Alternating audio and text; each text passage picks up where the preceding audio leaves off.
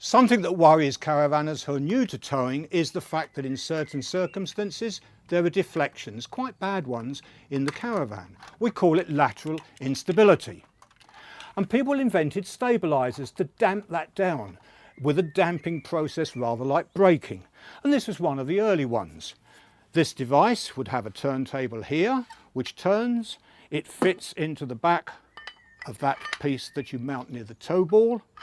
At the other end it actually rests and sits in this device here that had to be fitted to the side of the A-frame.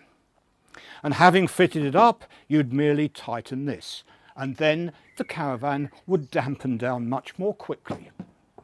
But look what a big lump it is, and it's quite heavy, even though it would work with a normal coupling head. So someone says, let's change the coupling head or coupling hitch, whichever you like to call it. And I have here one of the original Westphalia SSKs. I fitted one so I knew that it worked and was less clumsy than this arrangement here. That was where the tow ball would fit, just underneath. This lever here is the key to the stabilising system. Notice how it operates these arms here.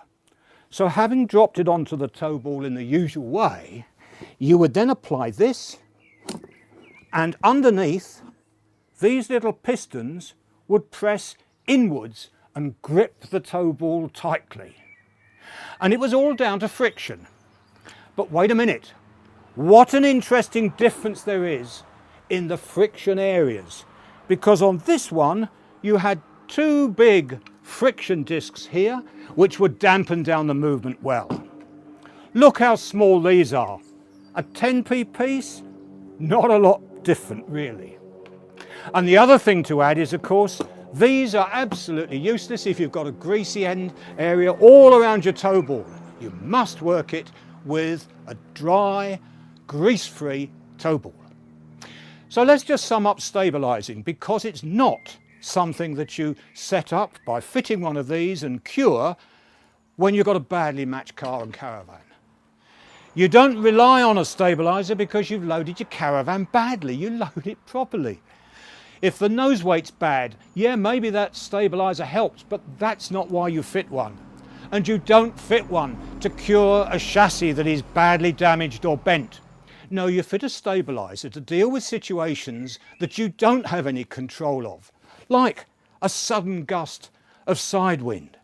Or maybe you get turbulence when a big bus or a big truck passes you and the whole lot starts to move. And sometimes you find there's a bad road surface with a whopping great pothole. And lastly, there are situations when, hey, that lorry in front, there's something fallen off the back. I've got to avoid it. And in avoiding it, of course, you may set up the instability that thankfully will be dampened down by your stabiliser. And that's why a stabiliser is a good item to fit.